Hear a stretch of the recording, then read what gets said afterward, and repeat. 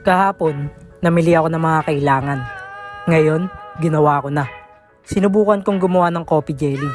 Hindi ako sigurado kung papatok, pero kailangan kong subukan. Mula sa paghahanda hanggang sa paggawa, ginawa ko lahat para maging maayos yung quality. Pagkatapos, ready na siyang ibenta. Hindi ganun kalakas, pero may natutunan ako.